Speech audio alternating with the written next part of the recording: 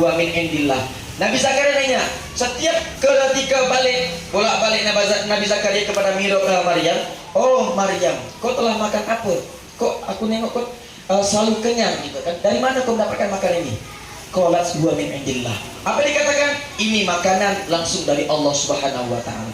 Karena apa? Karena ada mirrornya, Pak. Ada waktu tersendiri. Maka Maryam ini selalu menyendiri di mirrornya. Ini sunnah. Makanya setiap ibu-ibu itu, kalau kita melihat Maryam itu harus ada mirror tersendiri. Berzikirnya, sholat malamnya, gitu kan?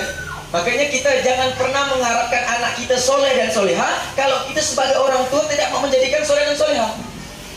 Karena syarat untuk anak itu soleh dan soleha, berbakti yang paling sesungguhnya. Kalau kita mau dilihat daripada Uwais Al-Qarni itu orang cuma melihat, oh dia cuma mengurus emaknya yang sedang sakit. Tapi kalau ada orang melihat dari kisah hidupnya lebih jauh, lebih dalam makna daripada itu. Apa maksud daripada berbakti ini, Bu? Berbakti anak yang kepada orang tuanya cuma satu caranya, yaitu dengan cara mensolehkan diri. Kalau cuma bantu mama nyapu, nyepel, mak Bu, apa bedanya dengan anak yang bukan Islam? Sama juga.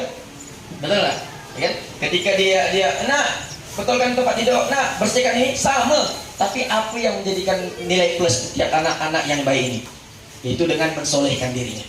Maka hadirin hadirat yang dimaksud Allah Subhanahu wa taala, kembali lagi Nabi Zakaria ternyata akhirnya timbul rasa Nabi Zakaria, Pak, di ayat 38. Hunalika da'a Zakaria rabbah. Nih.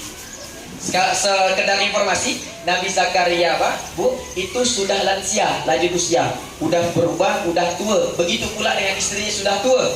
Kalau secara medis udah pasti tidak akan mempunyai keturunan. Medis mengatakan ini, minta maaf, istri Nabi Zakaria itu mandul, tidak akan pernah bisa punya anak. Tapi Nabi Zakaria berbeda. Bukan karena dia nabi, bukan. Tapi lihat bagaimana Allah mengajarkan kepada hamba yang dipilihnya. Yaitu Nabi Zakaria. Nabi Zakaria mengambil keberkahan. Keberkahan apa? Keberkahan Maryam. Di mana? Di mihrab.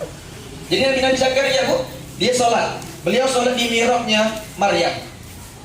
Sambil berdoa apa? Hunalika da'a Zakaria rabbah. Qala Rabbi habli min ladunka dzurriyyatan thayyibah innaka sami'ud du'a. Ya Allah, ini posisi doanya, Bu. Pak, Nabi Zakaria belum punya anak dan istrinya belum mengandung sedikit pun.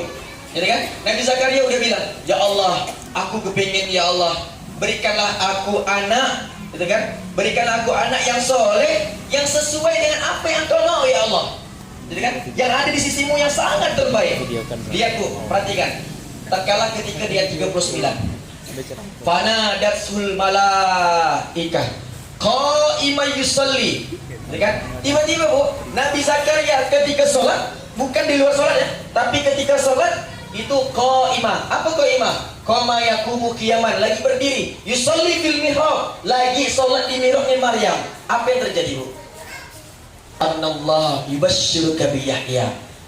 Malaikat hadir ke tempat daripada sholat daripada Nabi Zakaria, cuma memberikan kabar gembira satu, yaitu, hai Nabi Zakaria, engkau akan mendapatkan anak. Yaitu anak bukan lagi engkau yang pilih namanya, tapi langsung Allah Subhanahu wa taala yang pilih namanya. Siapa dia? Yahya, musaddiqan bi kalimatin minallah. Dia Yahya ini adalah yang membenarkan kalimat Allah. Wa sayyidan, sayyidan ini sebagai teladan. Wa hasuran, dia bisa menjaga dirinya terhadap hawa nafsu. Kan? Dan dia seorang nabi.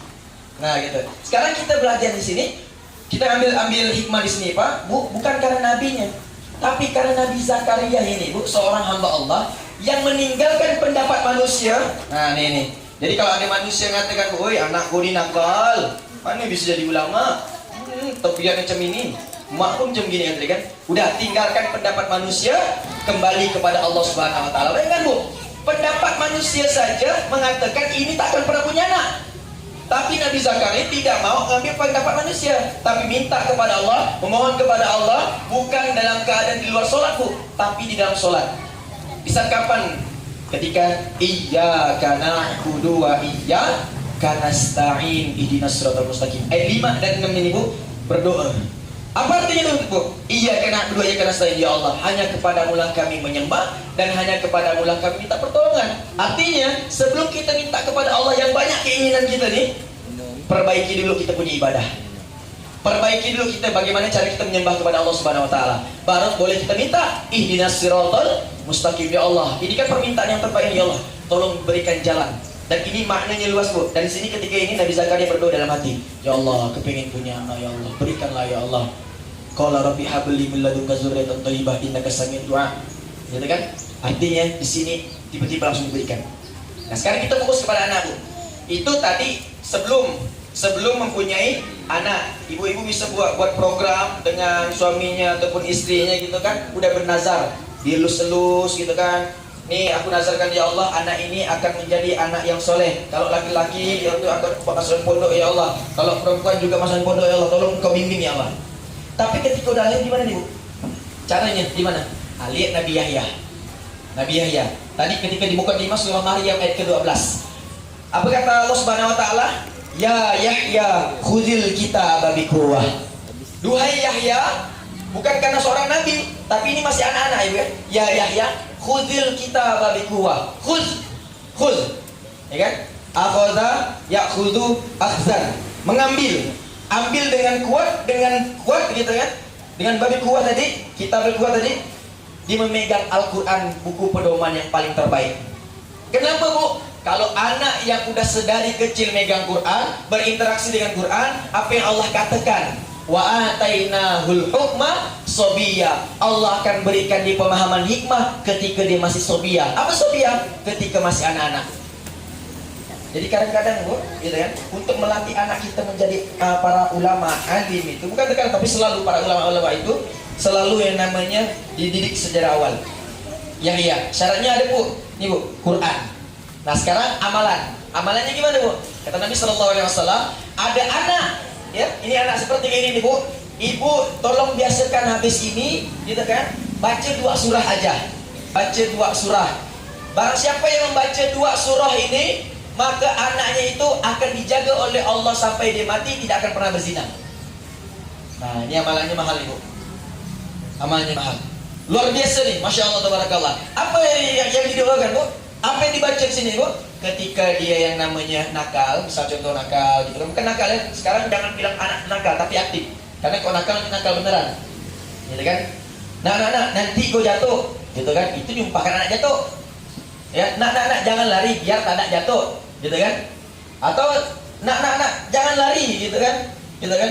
Nanti gue jatuh, itu diumpahkan. Tapi nak, jangan lari biar tak ada jatuh. Nah, itu memang simpel, Bu. Tetapi maknanya itu lebih dalam. Gitu kan? Nah sekarang doanya gimana? Bacakan ketika anak tidur, gitu, ketika tidur, atau lagi dia misalnya ya Allah minta maaf, lagi aktif-aktifnya gitu kan, maka tunggu dia lagi gimana? Lagi diam. Mobil khusus ketika tidur, pegang kepalanya, Bu. Pegang kepala. Bacakan pertama surah Al-Qadar. Surah Al-Qadar. Ini apa semua insyaallah. Aku ibu hafal lah sudah. A'udzubillahi minasyaitonir bismillah. Inna anzalnahu fi lailatul qadar. Ini artinya, ini maksudnya apa, Bu? Baca surah Al-Qadar ini agar dimudahkan, ya kan? Agar dimudahkan oleh Allah Subhanahu wa taala untuk memahami yang namanya kemuliaan. Sekarang pertanyaannya, letak kemuliaan itu sumber itu dengan ilmu. Maka Allah akan mudahkan dia tumbuh berkembang, ya kan? Tumbuh berkembang dengan yang namanya ilmu. Akan haus yang namanya belajar tentang ilmu agama Allah, gitu kan? Nah maka di sini inna anzalnahu fi lailatul qadar. Yang kedua, Bu, sebelum masuk kedua, selawatkan, masuk Allahumma shalli ala sayyidina Muhammad. Tiupkan ke ubun-ubunnya. Tiupkan ke ubun-ubunnya. Yang kedua sekarang yang mana, Bu? Nih pegang dia punya sudut, pegang dia punya dada, letakkan ketika di hati. Mana hati, Bu? Nya dua jari di bawah susu kiri. Letak di sini, dilus. Bacakan apa, Bu? Alam nashrah laka sadrak wa wada'na anka wizrak alladhi anqadha dhahrak wa rafa'na laka dhikrak. Duhai Allah yang selalu memberikan kelapangan dada, ya Allah. Aku tahu, ya Allah, aku mempunyai keterbatasan untuk mendidik anak, ya Allah. Aku tahu, ya Allah, amanahmu ini begitu besar bagi hamba, ya Allah. Hamba tidak mampu, ya Allah, untuk menjaganya, ya Allah. Maka dari itu, ya Allah, pada hari ini aku bacakan alam nashrah laka sadrak, ya Allah. Maka tolong engkau bimbing anak aku, ya Allah. Engkau bimbing anak hamba, ya Allah. Bimbinglah dia untuk selalu yang nama engkau jaga, ya Allah. Mobil khusus anak yang cewek. Ibu, bacakan alam nashrah laka sadrak. Bukankah aku telah melapangkan dadamu, wahai Muhammad, kata Allah Subhanahu wa taala. Dua surah aja Bu. Selesai, dah. Allahumma sholli ala sayyidina Muhammad. Tiupkan dia Bu. Dah. Just. Karena kita punya keterbatasan Bu untuk menjaga. Tak mungkin kita jaga anak kita 24 jam, betul kan? Tak bisa. Anak saya Bu 9 bulan, minta maaf 2 kali jatuh di tempat tidur kan. 9 bulan, sekarang dah 9 bulan kan. 2 kali jatuh. Ketika pertama kali jatuh biasa ya. 2 tuh udah agak bangang sedikit. Udah mulai agak tapi sebentar aja. Jatuh di tempat tidur A1 tuh. Di bawahnya langsung lantai. Nah, tuh sedap tuh jatuh kan. Di situ langsung Bu di waktu tahajud saya ngomong sama istri, ya Allah. Gitu kan. Bilanglah kan kita kan Umi ini membuktikan bahwasanya kita mempunyai keterbatasan untuk menjaga anak kita. Allah menjadikan ini itu kehendak Allah Subhanahu wa taala. Allah pengen menunjukkan yang bisa menjaga keseluruhan itu bukanlah kita sebagai manusia. Walaupun Umi yang melahirkan dia, walaupun Abi yang mengajarkan dia. Bukan itu maknanya. Tapi Allah lah yang mempunyai pengawasan tanpa batas. Gitu kan? Kalau mau lebih dahsyat lagi Bu tambah doanya. Allahumma faqihna fid-din wa 'allimna ta'wil. Ini doa. Ya kan nanti bisa dicari. Doa Ibnu Abbas ya. Ustaz.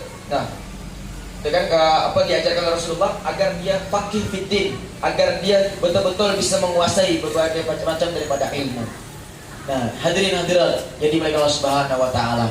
Dua kisah ini Nabi Zakaria mengajarkan kita sebagai orang tua bagaimana caranya untuk mendidik anak dengan terbaik, dengan memprogramkan anak itu menjadi sosok seorang yang mana soleh maupun soleha. Sedangkan anak yang soleh dan soleh itu tergantung dari mana Bu? Tergantung daripada orang tuanya. Jangan pernah nyuruh anak sholat sedangkan diri kita belum sholat. Nanti dia ketika berpikir mama ini nyuruh aku sholat ya, dia ya mama yang tak sholat kata dia. Maka jangan menyalahkan anak ketika anak udah pandai ngomong seperti itu, karena kita sebagai contoh udah tak bisa, gitu kan? Maka untuk mengurangi itu semua, membantu kita semua, Taut Saku hadir untuk kita semua, untuk meringankan beban kita semua. Bukan beban sih jatuhnya, tapi amanah.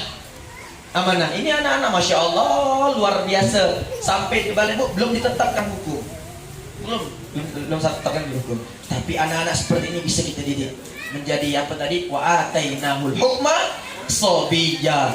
Allah akan berikan hikmah yang banyak ketika dia masih anak-anak. Salah anak itu wajar Bu, jangan dihinakan, gitu kan? Makanya terakhir adab kita kita sering mendengar ada anak durhaka pada orang tua kan bukan?